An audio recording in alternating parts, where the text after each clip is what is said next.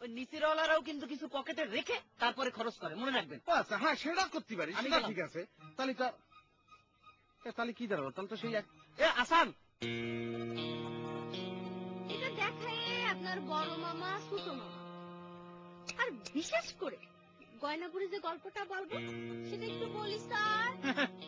বুকা স্টুডেন্ট, এখানে ধবলার সাথে আমার ছবি, ধবলা এসে যদি কিছু একটা বলতো তাহলে পরে কোন একটা প্রবলেম হলি পরে হতে পারতো। তুমি এই হিস্টরি শুনে কি করবা? করবো, আমি সবাইরে বলবো আপনি ধবলারে গোপনে ম্যারেজ করেছেন। ধবলারে ইম্পসিবল স্যার। আর এই ছবিটা আপনারা গঞ্জের স্টুডিওতে যেয়ে তুলেছেন। গঞ্জের স্টুডিওতে গিয়ে তুলেছি? এত বড় একটা ডাহা মিথ্যে কথা তুমি প্রমাণ করতে পারবা? না পারলে কি বলতেছি স্যার, গঞ্জের স্টুডিওওয়ালা সে আমার খালাতো ভাই দিদার, সে সাক্ষী দেবে। তার আমি রাজি করাই রেখেছি। আর নেগেটিভের রিলটা আমি তার কাছে দিয়ে এসেছি, ওটা দেখাইয়ে প্রমাণ করবে আপনারা স্টুডিওতে যে ছবি তুলেছেন। কি মুশকিল! একজন নিরীহ গৃহ শিক্ষককে বিপদে ফেলার জন্য তোমাদের মাথায় এত কুবুদ্ধি খেলে কি করে? প্লিজ দাও, ছবিটা দাও। ওটা নিয়ে কি লাভ স্যার, নেগেটিভ তো স্টুডিওতে আছেই। দিদার বাইরে বললেই আরেক কপি নিয়ে চলে আসবে। তারপর তিনারে নিয়ে সোজা যাবো আপনার দুই মামা আর গয়নার কাছে। খুশবু, তুমি যে ষড়যন্ত্র করতেছ তাতে আমার কত বড় সর্বনাশ হয়ে যাবে তুমি বুঝতে পারতেছ? আমার একটা স্ক্যান্ডাল ছড়ায় পড়লি পরে একদিনের মধ্যে আমার 6 ব্যাচ ছাত্রী রিজাইন দেবে, আমার প্রাইভেট কর্নার ডগে উঠে যাবে। খুশবু, আমার প্রিয় ছাত্রী হিসাবে প্লিজ তুমি এত বড় সর্বনাশ আমার করো না প্লিজ। তাহলে পরে যদি স্ক্যান্ডালেরই ভয় থাকে। স্ক্যান্ডাল না, স্ক্যান্ডাল মানে এসের উচ্চারণ হা পাবে, স্ক্যান্ডাল। ঠিক আছে, তাহলে পরে যদি ওই তারই ভয় থাকে, আজকে প্রাইভেটে আসার আগে আমার বাড়ি থেকে ডাইটি নিয়ে আসবেন। সেটা তুমি না বললেও যে আমার সেটা করতে হবে সেটা কি তুমি বুঝতে পারতেছ না? এত অবুঝ না please, try to understand. Thank you sir, আমি জানতাম আপনার গল্পটা শুনালেই কাজ হবে। কিন্তু আমার ভয় তো তোমার ফাদার মানে আব্বাজানকে নিয়ে, সে তো কারফিউ জারি করে রেখেছে। আপনি আব্বার একটু বুঝায় বলবেন, আমি গেলাম।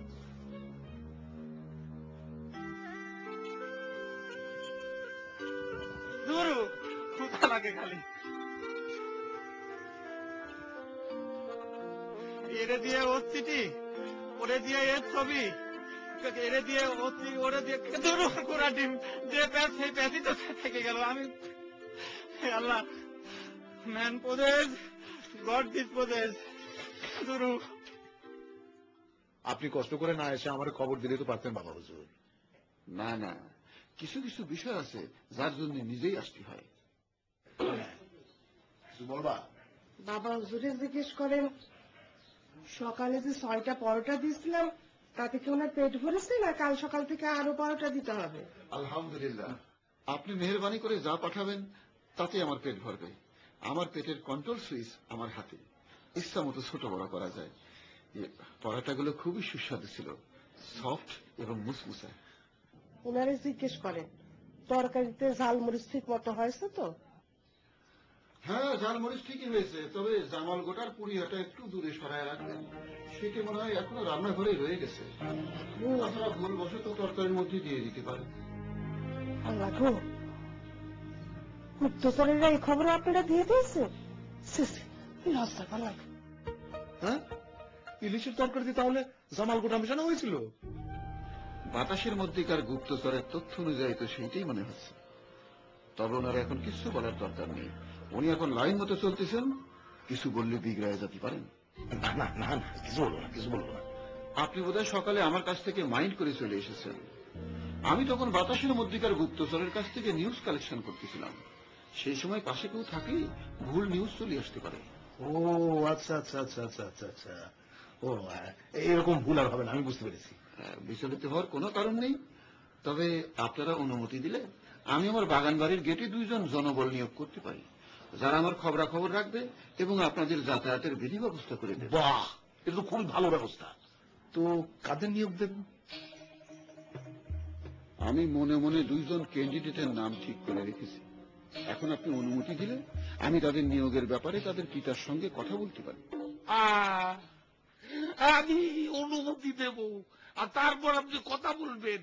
এই যে একটা কথা বললেন, আপনি আমার একটা সুবার মেরে বলেন তোরে কি করতে হবে, এইসব কথা বলি আপনি আমার আর সৌরভ দেবেন না, কথা দেন।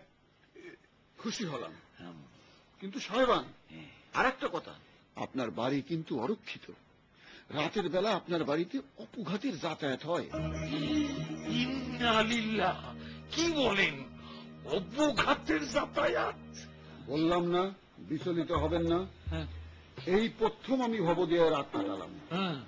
প্রথম রাতেই আমি কয়েকটারে সাহায্য করেছি, বাকিগুলো আপনার বোনের ভিক্ষের ঝুলির মধ্যে অবস্থান নিয়েছে। কি বলতেছেন? আমার বাড়ির ভেতরেই অবঘাত অবস্থান করতেছে? বুঝতে পেরেছি, বুঝতে পেরেছি। আপনি সবুজ ভেটা বাদ দিয়ে কেন লাল ভেটা ধরেছেন, এ তো বিপদের সংকেত। আমার বইনের জুলার মধ্যে অবঘাত অবস্থান করতেছে। আচ্ছা, এই অবঘাত কি কি ক্ষতি করতে পারে? বললাম না বিচলিত হবেন না। এখন যত দ্রুত পারেন ওই থলিগুলো আগুন দিয়ে পুরাবার ব্যবস্থা করেন। জি জি, এখনই করতেছি। ভাসান, আসান, নাটা, আরে কোথায় গেলি রে? শিগগিরাই। কি হয়েছে? হিরা হিরা আপনারা কি বলেছে? জ্যোতিষ বাবা কিছু বলেছে? জ্যোতিষ বাবাই তো বলেছে। কি আপনারা এত বড় সাহস? করে কি করে কি? আচ্ছা, তোদের কি এড়ে স্বভাব হয়েছে বলতে নি? আমি ডাকলি পরে বাঁশ নিয়ে ছুটে আসতে হবি, আবার এই বাঁশ বাবার মাথার উপর তুলেছ। এই বাঁশ ঘুরে গিয়ে যখন জায়গা মতো পড়বে তখন সর্বনাশ পাওয়া যাবে। তাই স্বভাব।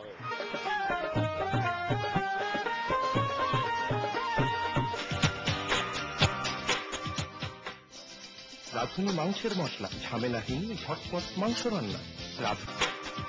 আবার শোনো, কিছু হলে বাস নিয়ে ছুটে আসিস। আপনি না বললেন বাসে আসি? চুপ কর। সরি।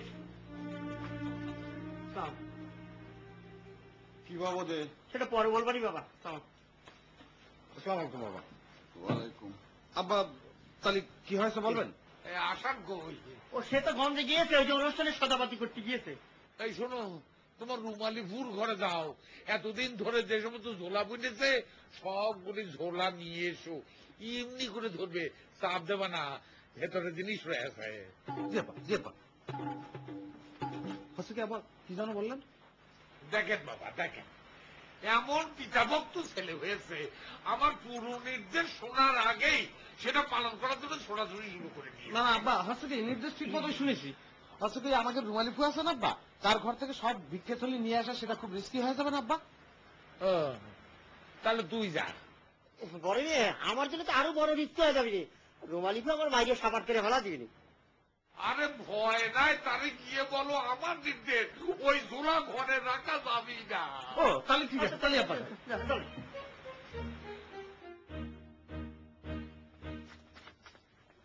হচ্ছে কি রুমালিপু, আমার কিছু করার নেই। তোরে কিছু করতে বলেছিলাম না মানে হচ্ছে কি ওই আব্বাজানের আদেশ তাই পালন করতেই হবে, আমার কিছু করার নেই। কিছু করার নেই। কিসের আদেশ? কি পালন করতে হবে? আমার হচ্ছে কি রুমালিপু, ওই তোমার সব ভিক্ষের ঝুলিগুলি আছে না, সেগুলি আব্বা চাচ্ছে